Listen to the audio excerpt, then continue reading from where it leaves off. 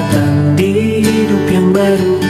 Kita beranjak dari masa lalu, belajar dari apa yang kau tahu, tentukan arah yang kita tuju. Mungkin tak sesuai angan-anganmu, mungkin lebih dari yang kau kira, namun yakinlah apa yang engkau tabur akan tumbuh dan bermakna. Selamat datang di hidup yang baru. Kita beranjak dari masa lalu, belajar dari apa yang engkau tahu, tentukan arah yang kita tuju. Mungkin tak sesuai. Alhamdulillahirrabbilalamin. Asyhadu an la ilaha illallah wa asyhadu anna muhammadan abduhu wa rasuluhu la nabiyya ba'dah. Allahumma salli ala Muhammad wa ala ali Muhammad. Wa qala rabbi syrah li sadri wa yassir li amri wa hlul 'uqdatam min lisani yafqahu qawli, amma ba'du. Fa ya ayyuhal hadirun ittaqullaha haqqa tuqatih wa la tamutunna illa wa antum muslimun. Wa qala Allah ta'ala fil Qur'anil azim fi ayatil ukhra, a'udzubillahi minasyaitonir rajim. Ya ayyuhalladzina amanu istaribu katsiran minadh-dhanni inna ba'dadh-dhanni ismu wa la tajassasu. Shadaqallahul adzim. Fi suratil Hujurat ayat 11. Alhamdulillah, puji syukur kepada Allah kita panjatkan segala macam, karena dengan rahmat dan karunia-Nya serta pertolongannya Allah pertemukan pada kesempatan malam ini yang berbahagia ya.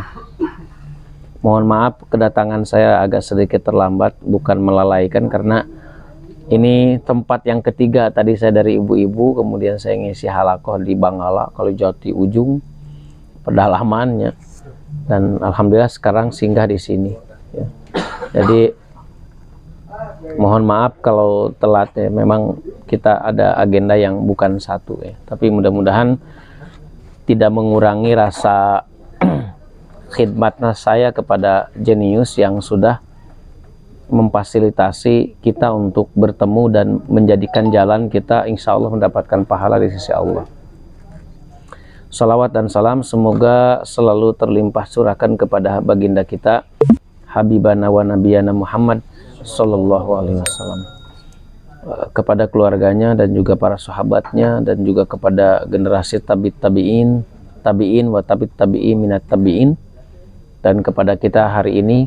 Semoga kita bagian dari umatnya Rasulullah Sallallahu Alaihi Wasallam untuk senantiasa berupaya menyampaikan risalah secara estafeta melalui aktivitas dakwah kita, sehingga Islam menjadikan cahaya di tengah-tengah umat ini yang barangkali kita harapkan ya. Saya dipinta untuk bagaimana tentang kondisi hari ini, tentang tajasus ya, atau hal yang lain yang ada keterkaitan dengan kebocoran data yang hari ini luar biasa. Kemudian terkait dengan aktivitas pengamatan atau memata-matai ya, aktivitas intelijensi itu yang memang sudah menjadi standar negara sebenarnya, yang itu tidak mungkin bisa dipisahkan ya, karena tidak setiap kejahatan apapun itu bisa langsung diselesaikan, tetapi ada cara-cara khusus yang memang secara silent dengan proses tertentu, dan itu memang butuh diupayakan. Karena kalau kita mengutip sejarah, proses intelijen itu tidak akan pernah terlepas daripada kepentingan negara, kepentingan ideologi, karena itu bagian daripada aktivitas politik. Hanya dalam tinjauan Islam itu punya dasar hukum tersendiri ya, karena sesungguhnya mata-mata itu adalah sesuatu yang dilarang kepada umat Islam dalam memata-matai umat Islam gitu, dalam konteks hak, Tapi sesuatu yang dibolehkan, bagian daripada siasat, itu untuk mengukuhkan yang hak dan meruntuhkan yang batil. Itu sesuatu yang diperbolehkan. Karena di zaman Rasulullah pun itu sudah menjadi standar politik negara ya, untuk melihat bagaimana kemampuan musuh dalam melawan umat muslim pada waktu itu. Termasuk keponakannya Rasulullah, Abbas, itu adalah orang yang menyembunyikan keislamannya demi dan mencari informasi, menyampaikan informasi-informasi terkait tentang bagaimana aktivitas politik kafir Quraisy di Mekah. Walaupun beliau pernah mendampingi Rasulullah dalam Baiat Aqobah yang kedua, Baiat Aqobah yang memang membaiat orang-orang Ansor pada waktu itu di Mekah ya, itu juga tidak lepas dari pantauan beliau. Kemudian bagaimana para sahabat yang disimpan di wilayah Mekah juga menyerap informasi yang sekiranya bisa menjadikan kekuatan umat Islam pada waktu itu mengatur strategi. Jadi sebenarnya proses intelijen itu bagian daripada standar negara. Hanya boleh atau tidak itu tergantung dari sudut pandang mana. Karena dalam Islam itu tidak diperbolehkan ketika ada aktivitas pengawasan yang difokuskan sesama umat Islam terkait dengan Islam, kan gitu. Nah, ini yang menjadi satu permasalahan besar. Maka terkait dengan hukum yang mendasar tentang pengawasan kepada sesama umat muslim, itu bagi mereka yang bekerja di lini itu adalah haram gajinya ya. Dan ya saya juga, karena keluarga saya juga kebanyakan besar di intelijen, jadi saya selalu kepada ponakan saya, kepada paman saya untuk lebih hati-hati bahwa setiap aktivitas pekerjaan yang ada hubungannya dengan pengawasan kepada umat muslim itu haram gajinya, karena itu bagian dari dosa yang besar ya, itu dosa yang luar biasa. Tetapi kalau untuk mengawasi kejahatan dalam rangka sebagai tindakan preventif ataupun sifatnya kuratif, penanganan ataupun pencegahan, itu diperbolehkan, tapi dalam bingkai akidah Islam gitu ya. Ini kalau saya kembali kepada hal yang paling mendasar ya, informasi silent itu memang penting karena untuk menjadi standar pengamanan dan pengawasan, untuk apa, sebagai alat ukur bagaimana menghadapi kekuatan musuh. Tapi standarnya ada dalam Al-Quran, dalam surat Al-Hujurat ayat 11. Ini diserukannya kepada umat orang yang beriman nih, bukan lagi kepada umat Islam, udah difokuskan kepada orang yang beriman. Soal kuantitas muslimah banyak, bahkan Indonesia adalah negara yang mayoritas muslim terbesar di dunia sebenarnya secara demografi ya. Tapi ketika berbicara orang mukmin ini beda, apalagi udah mutakin, ini beda lagi levelnya. Nah, Allah berfirman dalam surat Al-Hujurat ayat 11 tuh, A'udzubillahi minasyaitonirrajim, ya ayyuhallazina amanu jtanibu, ya, wahai orang-orang yang beriman ya, itu ini orang-orang yang beriman nih, ijtanibu itu hindarilah olehmu ya, katsiro minadh-dhonni, itu hindarilah olehmu jauh kebanyakan prasangka. Kan bagaimanapun kan praduga tak bersalah ini kan jadi standar dalam hukum ya. Jadi kalau Kamarudin Simanjuntak memberikan dugaan adanya dana yang mengalir di tubuh Korps, Polri dan DPR RI, itu boleh-boleh saja, tapi itu standar hukum positif ya. Itu dugaan saja, belum dikatakan kebenaran yang sesungguhnya, kecuali dalam ada standar bukti dan saksi. Jadi prasangka itu dalam hukum positif kan sah-sah saja. Dalam Islam nggak bisa sebelum teruji antara bukti dan saksi ya. Sampai di antara sahabat yang di antara pada waktu itu yang mengaku berzina pun Rasulullah tidak langsung mengiyahkan. Harus ada alat bukti, harus ada bukti konkret bahwa dia adalah melakukan hubungan itu. Makanya salah satu instrumen untuk menguatkan kebenaran atas pengakuan itu adalah menunggu sampai dia hamil, kan gitu. Kemudian punya anak menyusui, itu ada standarisasi. Bagaimana begitu detailnya Islam.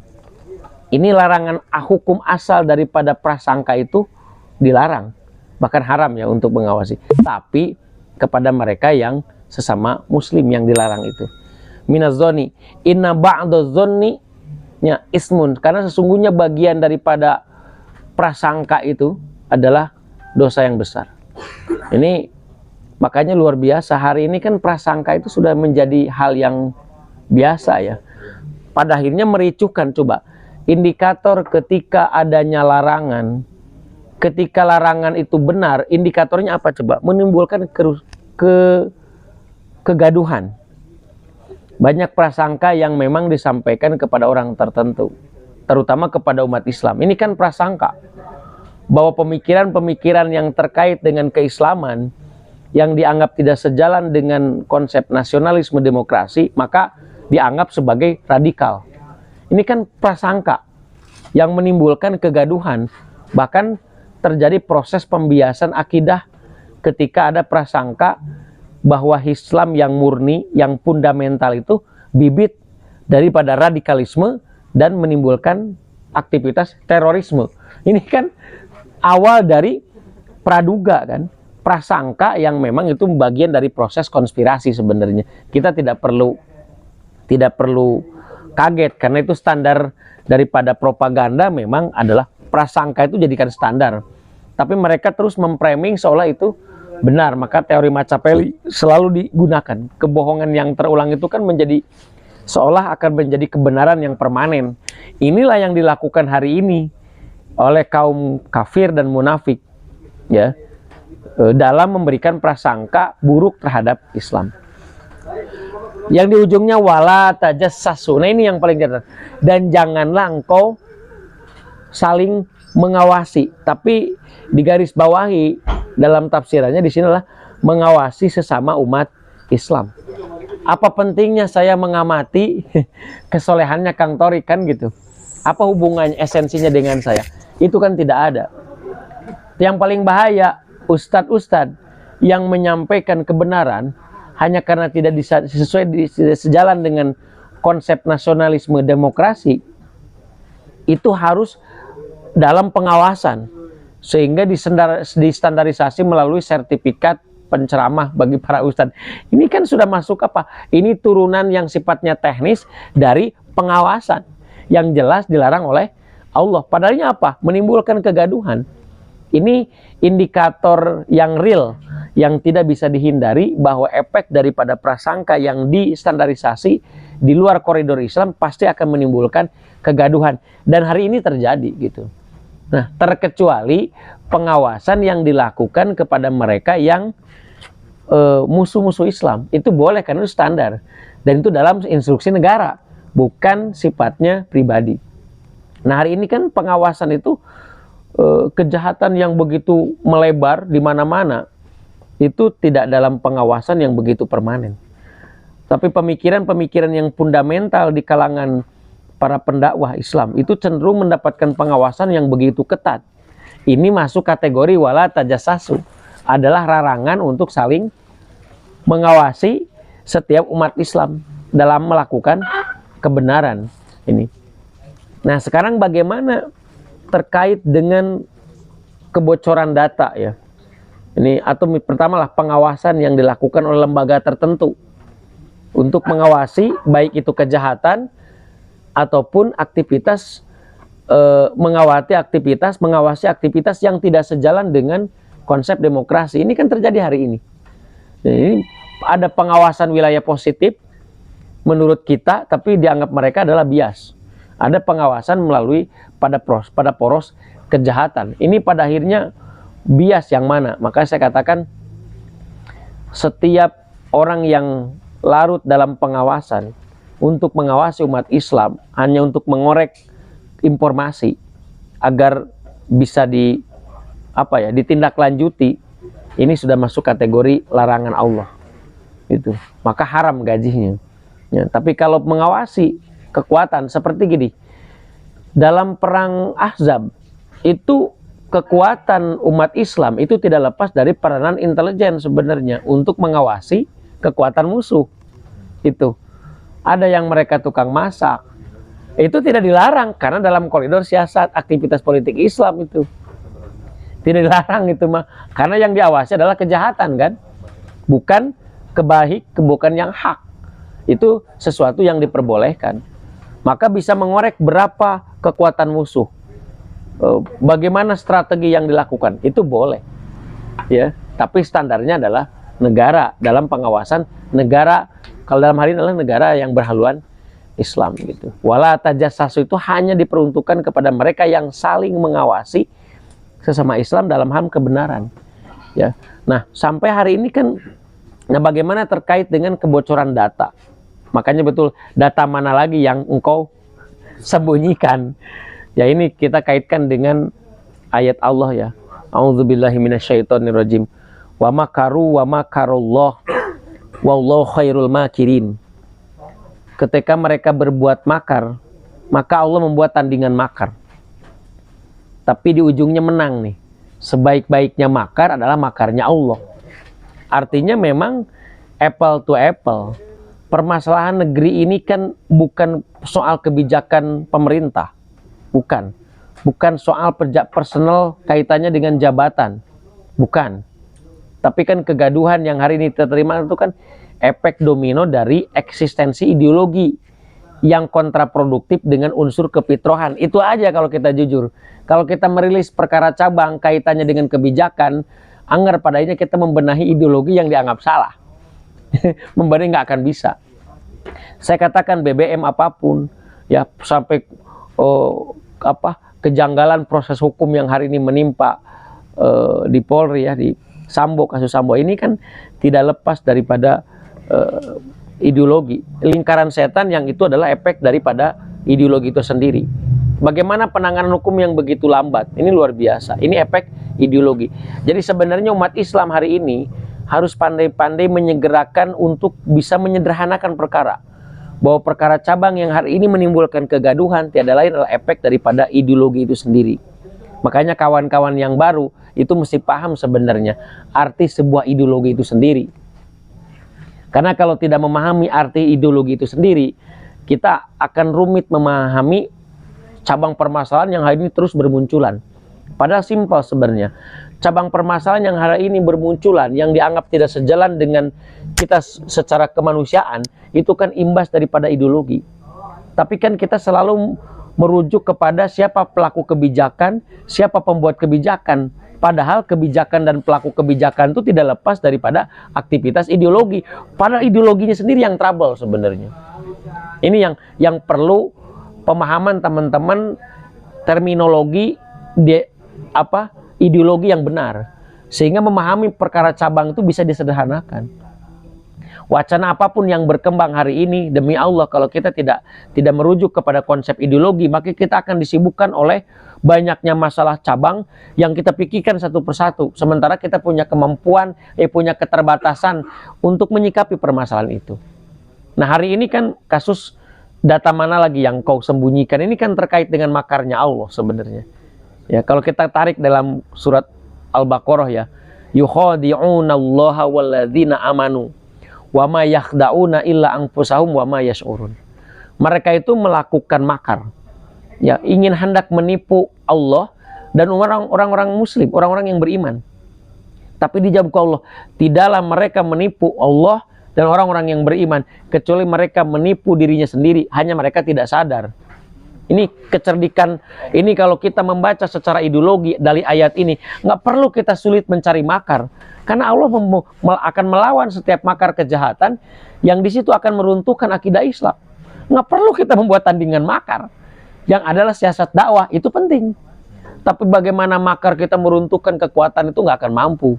Karena Allah, aku yang meruntuhkannya, kata Allah. Bukan kalian. Ketika kalian melempar, sesungguhnya aku yang melempar.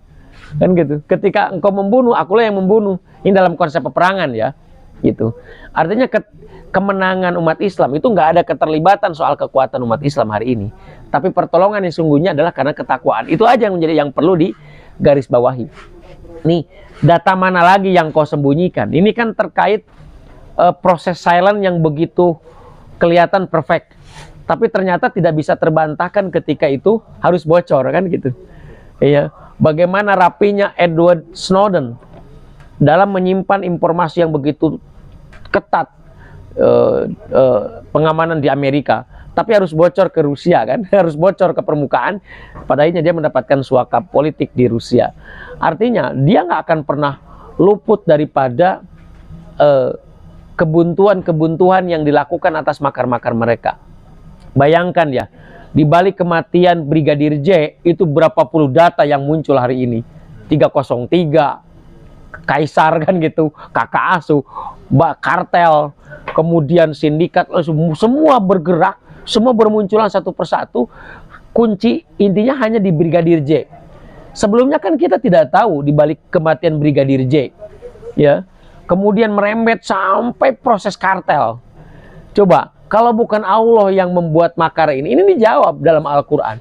Maka spek berpikir kita itu nggak akan mampu mendeteksi musuh kalau kemampuan berpikir kita tuh tidak diawasi dalam pengontrolan Quran. Apa kata Allah?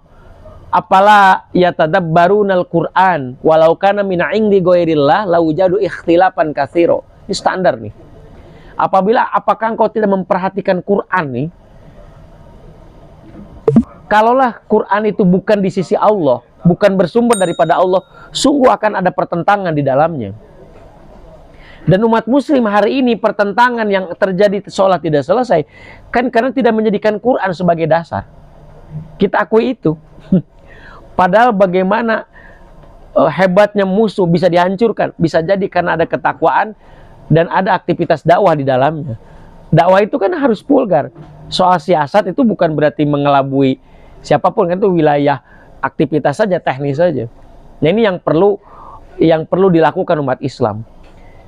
Seorang sosiolog di Amerika mengatakan, di Eropa, di orang Inggris, dia mengatakan kalau umat Islam itu sadar kalau Quran adalah standar spek berpikir untuk mengembalikan peradaban yang murni ini untuk lebih besar berubahnya, itu maka umat Islam akan kembali seutuhnya.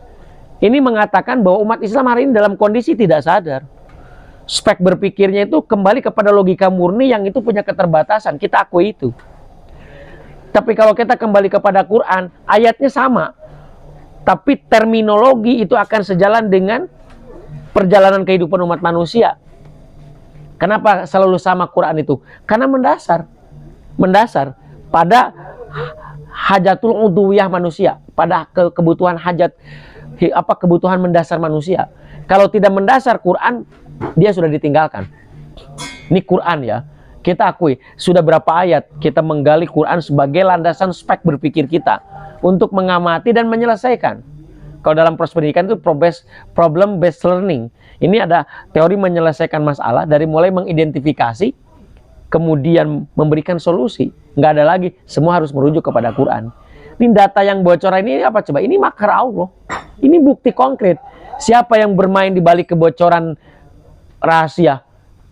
Kecuali hanya dengan masalah Brigadir J. Kan nggak direncanakan Brigadir J, itu kan insiden kan? Tapi kenapa di balik Brigadir J muncul beberapa masalah besar? Ayo, data mana lagi yang disembunyikan? Aku yang membongkar, kata Allah. Ini kan Allah menguatkan ketika ayat lain, waqul ja'al haqqu wa zahaqul batil. Nih, makanya teman-teman, ketika dalam wilayah kewahyuan aktivitasnya itu pasti menang. Dalam catatan sejarah, aktivitas Rasul mana yang dikalahkan dan dibaca oleh kekuatan musuh? Nggak ada. Abu Jahal pun bingung buat strategi apa. Heraklius pun bingung. Jenderal Rustum pun bingung. Apa? Karena spek berpikir umat muslim itu rujukannya Quran. Hari ini umat muslim didegungkan ke cicing. Nggak punya kekuatan karena ruhnya sudah tercabut. Apa? Quran dan as-sunnah. Maka kata Rasulullah ketika haji wada, ini haji terakhir ini. Aku wariskan dua perkara yang apabila engkau berpegang teguh pada kedua hal itu, engkau tidak akan pernah sesat selamanya. Apa? Quran wa sunnah. Kitabullah wa sunnatihi. Al-Quran dan sunnah. Pertama pertanyaannya, sudahkah ini menjadi rujukan berpikir kita? Sakila berung. Makanya mahasiswa, kalau landasannya berpikir kepada Quran, dengan penafsiran yang benar, demi Allah, spek berpikir itu akan luar biasa. Dan itu diakui oleh seorang profesor spasial data di Austria sebagai guru pertama yang memberikan informasi kepada Profesor Fahmi Amhar pada waktu itu. Apa katanya? Kalau kamu ingin hebat, maka pelajari Quran. Spek berpikir itu akan naik. Makanya data yang bocor hari ini kan kecerdikan mereka yang terbongkar, pada akhirnya menunjukkan kebodohan mereka kan gitu. Ini kebodohan mereka ini. Yo, sok coba dengan kekuatan apa umat Islam mampu membongkar lingkaran yang aktivitas dalam lingkaran setan yang begitu luar biasa, kalau bukan dengan makarnya Allah. KM 50 itu bisa dikorek, itu cukup melalui Brigadir J. Terbongkar kekuatan Menko Polhukam, Kompolnas dan sebagainya. Ini mulai terbongkar. Sampai ricuh TNI hanya gara-gara ucapannya Effendi Simbolon kan. Ini udah menunjukkan eksistensi ini mana hak dengan batil udah mulai bermunculan. Data mana yang bisa disembunyikan kan gitu.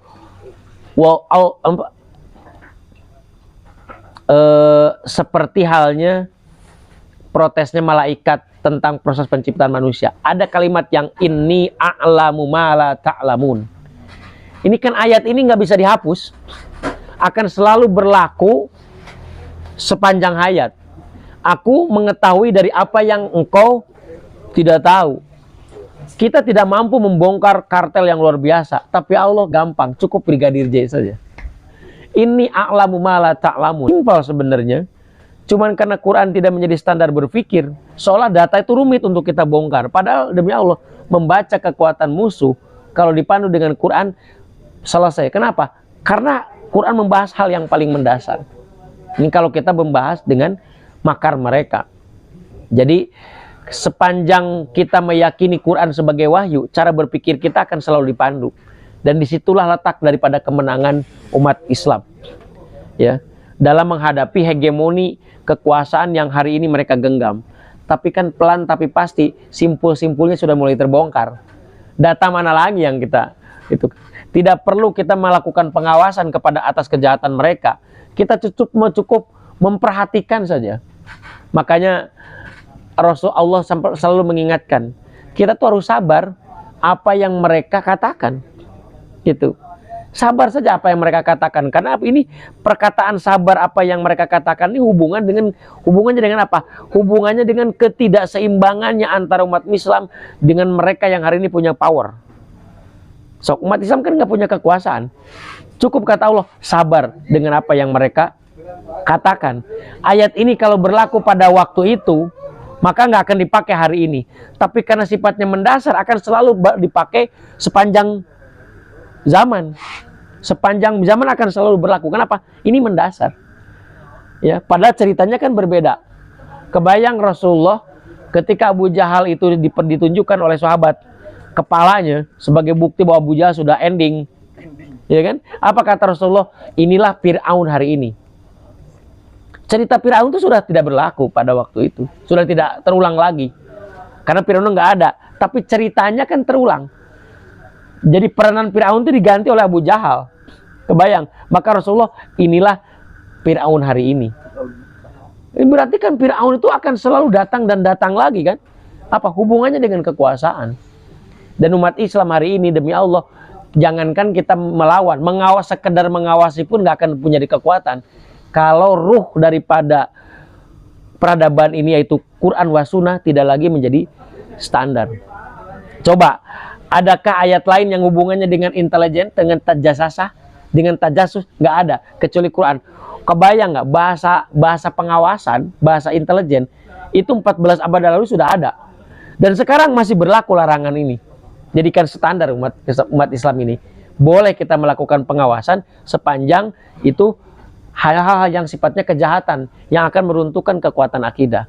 Tapi setelah adanya kekuasaan, hari ini umat Islam kita mau mengadakan pengamatan dari mana kalau kita belum punya kekuasaan? Makanya umat Islam kecolongan terus. Lah iya, kita mau mencuri siasat dan mau mendeteksi, mau merekod Kekuatan mereka dari mana? Kalau kita belum punya institusi, akui itu. Makanya umat muslim terus jadi bulan-bulanan dan kita sulit membaca kekuatan musuh. Karena syarat mutlak pengawasan itu standarnya adalah institusi, itu Quran. Standarnya adalah institusi. Ini luar biasa. Kalau ini nggak menjadikan dasar, saya nggak bisa mengembangkan ini karena saya nggak paham dalam teori intelijen seperti apa. Tapi kalau kita kembali kepada Quran akan selalu sama, seperti itu persis. Seperti itu persis, dan tidak ada pengawasan yang paling rapi kecuali dalam pengawasan umat Islam. Coba aja dalam selalu pertempuran selalu dimenangkan. Itu kenapa? Karena Allah yang membimbingnya. Umat Islam hari ini nggak punya kekuatan, dan data yang bocor hari ini karena pengawasan umat Islam, bukan karena pertolongan Allah. Itu, dan pertolongan Allah akan lebih hebat ketika umat Islam sudah kembali lagi kepada kitabullah wa sunnati, maka data mereka akan segera terbongkar sedikit demi sedikit. Coba kenaikan BBM, siapa yang bisa menyederhanakan? Kecuali orang akan harus kembali kepada Quran. Hanya orang yang mengembalikan kepada Quran, dia akan mampu menyederhanakan perkara. Kejadian kenaikan BBM kan, siapa yang lebih vokal dalam mengungkap? Oke, dengan dalih inflasi banyak, dengan dalih ketidakseimbangan pendapatan negara di sektor pajak, sehingga subsidi harus dicabut. Banyak itu. Padahal kenyataan minyak dunia lagi turun, kita sebagai penggali minyak mentah luar biasa di tingkat Asia. Kenapa harus dari Singapura beli? Ini ada apa? Padahal disimpulkan, namun kembali kepada hadis, bahwa manusia itu, kata Rasulullah, umat Islam ya, itu berserikat dalam 3 perkara. Air, api, dan hutan. Padang rumput itu hutan lah ya. Ini sektor produktif, lahan produktif. Kalau ini dijadikan standar untuk mengamati BBM, beres sudah. Kenapa BBM sudah tidak mampu menutupi kebutuhan kita? Karena satu, ranah swasta masuk kepada kepemilikan negara di sektor strategis, yaitu energi. Beres, makanya BBM akan sulit untuk kita nikmati seutuhnya dengan harga yang murah. Padahal BBM itu di perut bumi, tidak perlu beli. Yang adalah produksi untuk penyedotan, pengolahan saja. Nggak perlu beli, Allah gratis beli kepada kita. Tapi kenapa bisa seperti ini? Mahasiswa mana yang mampu mendeteksi itu? Kecuali satu, ketika mahasiswa itu Quran dan Sunnah menjadi rujukan, standar berpikir. Maka spek berpikirnya tinggi, dia akan selalu tepat, efektif menyikapi permasalahan. Apalagi musuh, nggak perlu mendapatkan pengawasan ketat. Maka musuh akan dapat dibaca. Sok, mereka membuat makar apa? Teman-teman baca, pahami Islam secara kafah. Demi Allah, maka teman-teman tanpa pengawasan apapun akan membaca bagaimana siasat musuh. Kenapa? Karena Quran yang memandu. Spek berpikir umat Islam kan rendah saat ini. Tapi ini data yang, kenapa data mulai terbongkar? Bisa jadi alasannya satu. Ada di antara kecil mereka, kelompok sebutnya Thaifah Mansuroh. Kelompok kecil yang diberikan pertolongan oleh Allah adalah mereka karena konsisten dakwah, maka Allah berikan pertolongan. Sebagai jawaban dari rintihan setiap malam dia berdoa, bukan untuk pribadinya, Allah bongkar. Makanya bisa jadi ini pertolongan karena ada kelompok kecil yang berpikir tentang keadaan yang Quran dan Sunnah selalu menjadi rujukan berpikir dan bertindak. Demi Allah, urusan beres. Makanya saya bilang kesimpulannya adalah standar pengawasan yang dilakukan umat Islam harus ada institusi. Karena itu standar ya. Yang kedua, kebolehan adalah mereka yang objek pengawasan adalah bentuk kejahatan, bukan yang hak. Dan larangan atas intelijen itu adalah adanya yang hak dalam pengawasan. Makanya setiap khutbah saya selalu mengatakan, siapa di antara jemaah yang hari ini pura-pura jemaah padahal adalah kiriman untuk mengintel, maka Anda tidak sah Jumatannya. Karena Anda bukan niat Jumatan, tapi niat ingin merekod siapa pengkhutbahnya. Saya tahu itu. Yang kedua, pulang dari sini Anda belum sholat duhur, Anda tidak Jumatan, Anda mati, ketika mati hari ini Anda suul khotimah. Ayo, dari situ saja terancam tuh psikologisnya. Maka robalah niat hari ini untuk Jumatan supaya Anda dicatat baik hari ini di hadapan Allah. Bayangkan, hanya nggak lah tong rekod emang Jumatan ini bisa saja. Ya, saya tahu gitu. Emang saya di sini nggak diawasi, tapi saya tidak akan pernah menyembunyikan kebenaran yang saya sampaikan. Karena ini adalah amanat dari teman-teman.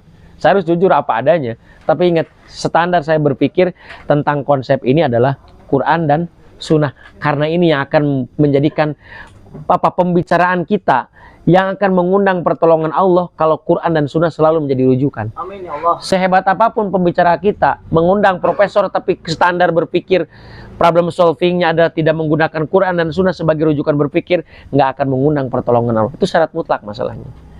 Itu. Wallahu a'lam bishawab. Itu hanya memantik saja, selebihnya kita diskusi. Gitu. Terima kasih Kang.